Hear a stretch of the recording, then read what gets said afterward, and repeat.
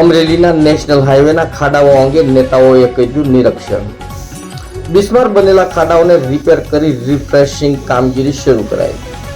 રાજુલાથી ગાવકડા સુધીના માર્ગો પર રિફ્રેશિંગ કામગીરી ચાલુ કરાઈ.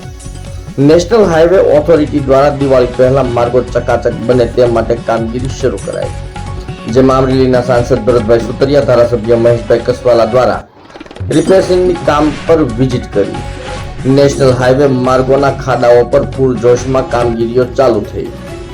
રાજનેતાઓ નેશનલ હાઈવેના માર્ગો સુંદર અને રળિયામણા બને તે માટે આગળ આવ્યા. 3 દિવસમાં રાજુલાથી ગાવડકા નેશનલ હાઈવે રળિયામણો બને તે અંગે કવાયત જાત નિરીક્ષણ કરીને અધિકારીઓને સૂચન કરતા ભાજપના નેતાઓ.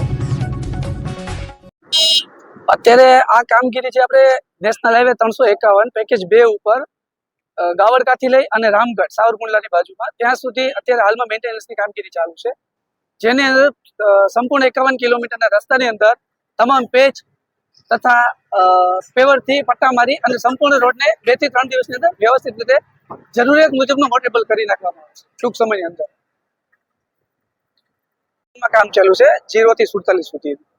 એ કામગીરી પણ હાલ ચાલુ છે કે જેમાં સ્ટ્રક્ચરનું કામગીરી તેમજ ટૂંક સમયમાં ડામરની કામગીરી પણ એમાં ચાલુ કરી દેવામાં આવશે. એટલે જે આપણે મહુવાથી લઈ અને અમરેલી સુધીનો રસ્તો જે આખો છે એ રસ્તો એકદમ વ્યવસ્થિત બની જશે હાલ કરતા.